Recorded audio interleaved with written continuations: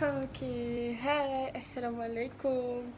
So, hari ni kembali lagi bersama saya untuk Walak TV. So, hari ni kita nak share tips macam dekat tajuk link tu 3 kelebihan cuka yang kita boleh gunakan dekat kebun, terutamanya orang-orang yang suka berkebun, yang suka menanam ni kan. So, boleh cubalah cara ni, 3 cara kegunaan cuka ni.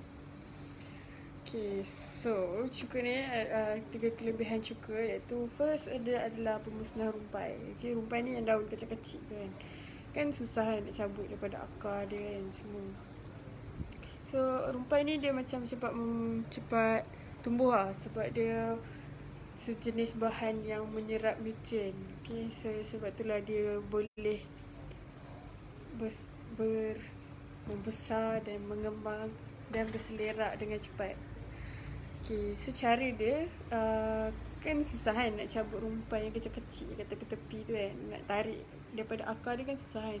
So cara dia guna cuka ni, dia tuangkan cuka tu dekat akar rumpai tu. Tuang cuka yang memasak tu kan, tuang sorry. Okay, tuang dekat akar dia. Ni jangan tuang dekat atas pokok tu kan, tuang dekat akar dia. Kiranya kat tanah tu pastikan cuka tu kena kat bahagian tanah tu lah. Okay, so cara yang kedua, dia cuka ni dia boleh jadi baja untuk tanaman. Okay, so cuka ni dia sesuai untuk tanaman yang terutamanya tanaman yang hidup, tanaman yang segar. Contohnya tanaman yang jenis berbunga, macam ngurus ke apa ke, macam ada hydrangea ataupun azalea. Contohnya macam pokok bunga ros, macam bunga-bunga kan. Orang kan suka tanam, sisi rumah kan suka tanam bunga-bunga kan. So boleh guna cuka ni sebagai baja lah untuk suburkan bunga-bunga tanaman tu. Okay, so cara dia senang je. First, masukkan cuka dekat dalam satu cawan. Lepas tu campur dengan 1 galon air. Kiranya macam cuka dia sikit ni, air 1 galon. Okay, 1 cawan lah, cawan penuh. So, dah campur tu, boleh siram kat pangkal pokok tu sebulan sekali. Sebulan sekali je tau. Sekurangnya sebulan sekali ataupun sebulan 2 kali. Okay, janganlah berbanyak kali kan, sebab cuka kan asid kan, alkali, something like that. Cuka alkali rasanya. Apa je lah, lupa dah lama kan tinggal saya.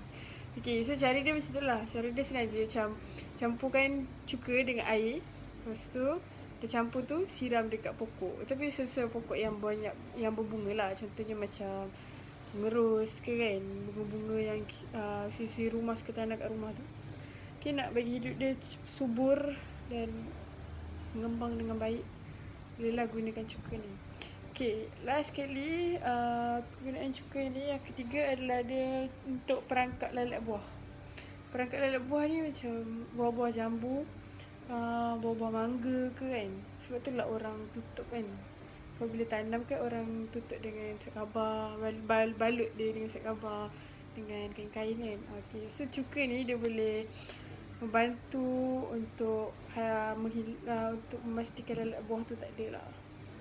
Okay, lalat buah ni dia macam yang kecil-kecil tu kan, nampak macam cantik tapi sebenarnya dia sangat tak elok. Sebab bila kita kopek buah tu, dia macam ada ulat dekat dalam buah.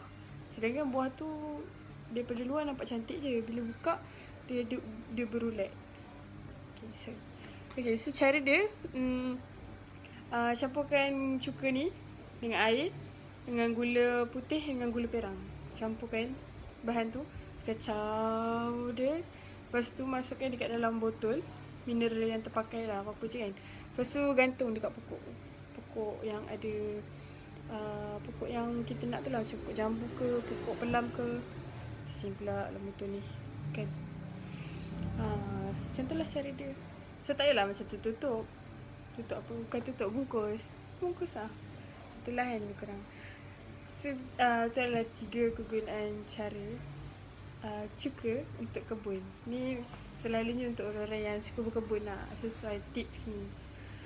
Nanti balik boleh cuba. Saya tak ada kebun pun, tapi bolehlah cuba kan. Mana tahu menjadi. Terutamanya orang yang suka tanam-tanam pokok bunga rose ni kan. Boleh juga gunakan cuka macam tadi. Guna cuka tu campurkan dengan air, lepas tu siram dekat akar pokok tu kurang-kurangnya sebulan sekali lah. Buat begitu, jangan buat banyak kali. Takut lain jadinya nanti. So macam untuk orang yang petani pun boleh juga kot, yang banyak tanam buah kan. Yelah, guna cuka ni supaya untuk mengelakkan adanya lalat buah. Dia lalat buah ni dia dekat luar kan, buah tu nampak cantik je, tapi bila kita kupas tiba-tiba ada macam ulat-ulat tu kan, macam pelik kan. Tu adalah lalat buah yang kita sebenarnya luar nampak cantik tapi dalam tak. Okay, so terima kasih kepada yang menonton. Ada ramai juga yang menonton petang-petang ni. Okay, tu je lah tips menggunakan cuka untuk kebun-kebun, siapa-siapa yang suka bercucuk tanam di rumah ya. Mungkin boleh cubalah cuka ni untuk tiga kelebihan ni tadi. Untuk musnah rumpat, untuk baja tanaman, terutamanya pokok-pokok yang berjenis berbunga, dengan perangkap lalat buah. Perangkap lalat buah tu tadi macam campurkan cuka, air, gula putih dengan gula perang, campur kacau. Lepas tu letakkan dalam botol mineral, lepas tu gantung dekat kawasan tu lah. Gantung dekat pokok tu. So tak payahlah macam nak tutup pun boleh juga, gunakan cuka pun boleh juga, mana-mana yang berkesan lah ya. Okay, so jangan lupa like, share. Kalau ada apa-apa yang nak cadangan atau komen, boleh komen di bawah. Okay, so kami dari Walak Wira, dia ada menawarkan servis membina rumah dan merenovate, kalau mengubah suai rumah. Lupa dah petang-petang kan. Mengubah suai rumah. So boleh DM page kami. InsyaAllah kami akan melayani anda 24 jam. Tiba, tapi betul lah 24 jam. Kami sentiasa open Facebook kami 24 jam untuk melayani sebarang pertanyaan untuk membina rumah ataupun mengubah suai rumah.